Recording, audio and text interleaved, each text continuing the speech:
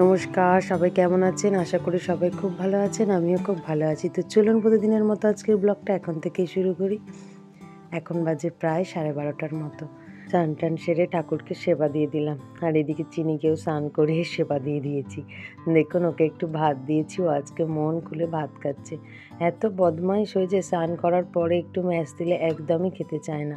খাওয়াতে গিয়েছিলাম, কিছুতেই খেলো না। আর যেই একটু ভাত দিয়েছি, তবে অল্প করেই দিয়েছি, কি যেহেতু ওর খাওয়া বারণ, তো সেই কারণে তো সেটাই এখন একটু একটু খুঁটে খুঁটে খাচ্ছে। চলুন আমিও ভাত খেতে বসে যাই। আজকে বানিয়েছিলাম একটু কাঁচা টমেটো ভাতের মধ্যে একটু কাঁচা পেঁয়াজ, লঙ্কা শুকনো ভেজে মাখানো আছে। দুর্দান্ত স্বাদ লাগে জানেন এখন এই কাঁচা টমেটো ভাতে খেতে, বেশ টক টক, তো তাই এর সাথে করেছে আজকে মাছের ঝাল। তবে আজকে মাছের ঝালে আর কাঁচা টমেটো দিইনি, ভাতে যেহেতু দিয়েছিলাম সেই কারণে। সকালে তাড়াহুড়ো করে না অনেক রকম পদ রান্না করা যায় না, তাই যা হোক করে দুটো টিফিন কাঠিতেও তরকারিপত্র কিছু একটা দিতে হবে, তাই এইভাবেই রান্না। চলুন আমি আজকে একটু মাছের তরকারিটা দিয়ে ভাতটা মাখি। তবে এরকম একটু মাছের ঝালে অল্প একটু মুড়ি নিলে দারুণ লাগে। তো আজকে এখন এই মুহূর্তে আমার পাশে মুড়ি নেই, শুধু একটু ভাতটা খাওয়া। সারা বিকেলটা তো একটু বসে গল্পগুজব করে ওই জায়গাটায় কাটায়, তারপরে কি তাড়াতাড়ি যেন সন্ধ্যা হয়ে আসে। এখন বেশি বাজেনি, জাস্ট 5:15, আর এই লাইটটা জ্বেলে দিলেই মনে হয় পুরোটা ঘুটঘুটে অন্ধকার হয়ে যায়। দেখুন, সত্যি যেখানে 7টা বাজলেও সূর্যের আলো দেখা যেত, সেখানে এখন 5:15তেই পুরো ঘুটঘুটে অন্ধকার। আর যেহেতু পূর্ণিমা, তাই চাঁদের আলোটাও আজকে দেখতে পাচ্ছি না। আকাশ ঘিরে দেখলাম, খুঁজলাম, কিন্তু দেখতে পেলাম না, একটু মেঘলা আছে আকাশটা, সেই কারণে। তো আমি সন্ধে টন্ধে দিয়ে দিলাম। এবারে চলে আসলাম একটু স্যারের জন্য চা বানাতে। আজকে আরোহীদের পড়া আছে, আজকেই হয়তো আরোহীর শেষ পড়া, কারণ ক্লাস 6 হয়ে গেল ওর।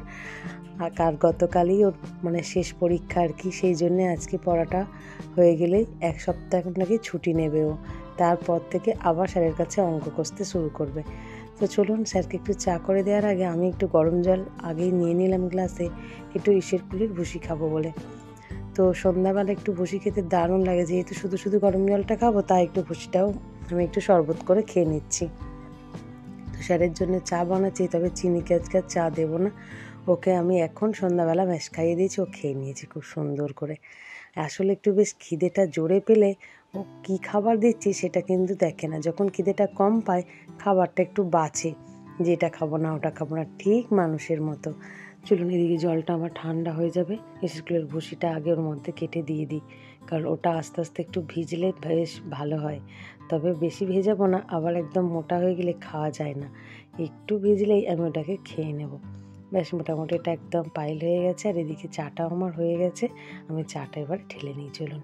তবে আজকে রাতে কিছু খাবার দাবার বানানোর একদমই ইচ্ছা নেই জানেন, শুধু একটু মুড়ি খাওয়া হবে আর ওই বাবাকে, তাই জানিয়েছি। কারণ এই শীতের সময় না, আর ওই বাবা আবার ডিউটি থেকে আসার পরে যদি একটু টিফিন করে, রাতে আর কিছু খেতে চায় না। এতটাই ঠান্ডা এখন এখানে পড়ে গেছে যে বাইরে খুব একটা বেরোনো হয় না, তো তাই ঘরে বসে বসে একটু বেশ ভারী যদি টিফিন করা যায়, আর তার 1 ঘন্টা পরে কিছু পেট ভরে খাওয়াই যায় না। আর যেহেতু আসে উনি 7টা 7:30টার পরে, তো খেতে খেতে ধরুন টিফিনটা আমাদের বেজে যায় পুরো 8টা। তো সেই 8টা 8:30টার সময় যখন ভারী টিফিন করি, আর তার 1 ঘন্টা ধরুন 9:30টার সময় আর কিছু খাওয়া যায় না জানেন। আর বেশ ভালোই হচ্ছে, আমি ভাবলাম যে এই 8টা 8:30টার সময় এমনি ডাক্তারি মতেও বলে যে খেয়ে নেওয়া উচিত মানুষের, তো সেই হিসাবে আমাদের ভালোই হচ্ছে এখন সন্ধ্যাবেলা টিফিনটা না করলে, আর রাত্রিরে তাহলে তখন খাওয়া যায়। আর যেহেতু সন্ধ্যাবেলা যদি টিফিনটা করা হয় ওরকম 8টা 8:30টার সময়, আর কিছু খেতেই লাগে না। তো আজকে ঠিক করেছি একটু ভারী সবাই মিলে টিফিনটাই করব, একটু মশলা মুড়ি। তার জন্য একটু কাঁচা লঙ্কা কুচিয়ে নিচ্ছি, আর গাজরটার দিকে কয়েকদিন ধরে এত খেতে ইচ্ছে করছে। গাজরটা কিন্তু দেশি গাজর না, যে হলুদ ভাবের গাজরটা, সেটা একটা লাল মতো, তো দেখেই এত ভালো লাগছে। তো এটাকে একটু সুন্দর করে চিড়ে চিড়ে করে কেটে নিচ্ছি, আর একটু ধনে পাতা কাটবো। আর সাথে আর ওর বাবাকে বলেছি গোটা 2 তেলে ভাজা নিয়ে আসতে, একসাথে মাখালে না দারুণ লাগে জানেন মুড়িটা খেতে। তবে সবাই মিলে যখন একসাথে বসে মুড়ি খাবো, খুব মনে পড়বে ফিস্টির কথা। এইভাবে আমরা ফিস্টি করতাম, কিন্তু আজকে বা এখন এই শীতকালের সময় সব ছেলে মেয়েদের পরীক্ষা, সবাই সবার বাড়িতে, আর এই আজকে পড়তে বসেছিল। ওকে বললাম একটু পরে এগুলো করব, তখনই পেট ভরে খেয়ে নিও, এখন গোটা কয়েক বিস্কুট খেয়ে পড়তে বসে যাও।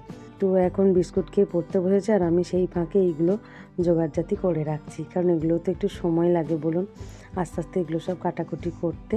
তারপরে বাবা আসলেই মুড়িটা মাখাবো। তো মোটামুটি আমার হয়ে গেছে। এতে একটু পেঁয়াজ কাটবো, একটু লেবুর রস না দিলে ভালো লাগে, তাই একটু লেবুও কেটে রাখছি। আর পেঁয়াজটা আমি আস্তে আস্তে পাতলা পাতলা করে মুড়িতে কাটবো। কথা বলতে বলতে আরুর বাবাও চলে এসেছে, আর আমি এই যে মশলা মুড়ি মাখাচ্ছি, আর আরুইও অমনি বাবার গন্ধ পেয়ে চলে এসেছে।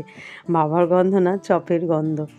যাই হোক, এই যে মাখাচ্ছি মুড়িটা। তবে আরুইকে এই ছোট্ট কাশিটার মধ্যে আলাদা করে একটু মুড়ি মাখিয়ে দেবো। ও আবার কাঁচা লঙ্কা খুব একটা খেতে চায় না, তবে এখনের কাঁচা লঙ্কাগুলো খুব একটা ঝালও পাচ্ছি না জানেন। তবে একটু বিট নুন আর এই লেবুর রসটা দিলে যে দুর্দান্ত একটা গন্ধ আসবে না, কাঁচা লঙ্কা আর এই পেঁয়াজটা, শশা থাকলে আরও সুন্দর হতো। তবে শশাতে কিন্তু দেখেছি মুড়ি বড্ড তাড়াতাড়ি সেতিয়ে যায়, তাই শশাটা নিলাম না। তো এই বিট নুন আর এই লেবুর গন্ধটা দুর্দান্ত যে ছেড়েছে, এতেই মুড়ি সব খাওয়া যাবে। তো একটু ফুরুলি, একটু চপ ভালো করে ম্যাশ করে নিচ্ছি। আর এই যে আরুইকে একটু মুড়ি তুলে দিচ্ছি আলাদা করে, কারণ এই জায়গাটার মধ্যে এতটা মুড়ি মাখানো আমার সম্ভব হচ্ছে না। তো ওকে একটু আলাদা করে মুড়ি তুলে নিচ্ছি। ও আবার গাজর খেতে খুব ভালোবাসে, স্যালাডের মতো করে দিলেও পছন্দ, তবে এরকমও খেয়ে নেবে। চলুন, মোটামুটি হয়ে গেছে। ভালো করে মুড়িটা ওকে মাখিয়ে দিই, তারপরে আমাদেরটা আমরা মাখিয়ে নিয়ে আর বসে যাব। আর ওই বাবা ততক্ষণে একটু হাত পা মুখ ধুয়ে নিই, আমার এদিকে রেডি হয়ে যাবে। চপ তো দুর্দান্ত ভালোবাসে আর ওইদিকে মাছের পেটি খাবে না, মাংসর ছাল খাবে না, কিন্তু চপ পুরুলি খেতে একদম প্রস্তুত। তেলে ভাজা খেতে সব বাচ্চারাই বেশি পছন্দ করে না, বাচ্চারা বলবো কেন, আমরাও পছন্দ করি। আমাদের বাবু তো রোজই তেলে ভাজা দিলে ভালো হয়, কিন্তু যদিও আমাদের এখন কাছে একটা চপ দোকান হয়ে তেলে ভাজা খাওয়াটা বড্ড বেশিই বেড়ে গেছে। কাছে থাকতো না, ইচ্ছা হলে অন্য কিছু খাওয়া যেত, কিন্তু যেহেতু কাছে আছে চট করে নিয়ে চলে আসা হচ্ছে আর খাওয়া হয়ে যাচ্ছে। তবে আজকে তেলে ভাজাটা আরুর বাবা নিয়ে এসেছে। এই তেলে ভাজাটা একটু অন্যরকম, আর স্বাদটাও দারুণ, আর বেশ বড় বড়। চলুন, মোটামুটি আমার মশলা মুড়ি মাখা হয়ে গেছে, এবার সবাই নিয়ে বসে পড়ি। দেখেই তো আমার জিভে জল এসে যাচ্ছে। চলুন, আর বেশি ওয়েট না করে এটাকে নিয়ে বসে যাই সবাই মিলে। তো ভিডিওটাও আজ এখানেই শেষ করছি। আগামীকাল একটি নতুন ব্লগে আবার দেখা হবে। সবাই সুস্থ থাকবেন, ভালো থাকবেন, সবাইকে ভালো রাখবেন। আর ভিডিওটা কেমন লাগলো অবশ্যই কমেন্ট করে জানাবেন। ভালো লাগলে একটা লাইক, সাবস্ক্রাইব করে পাশে থাকবেন। চলুন, টাটা।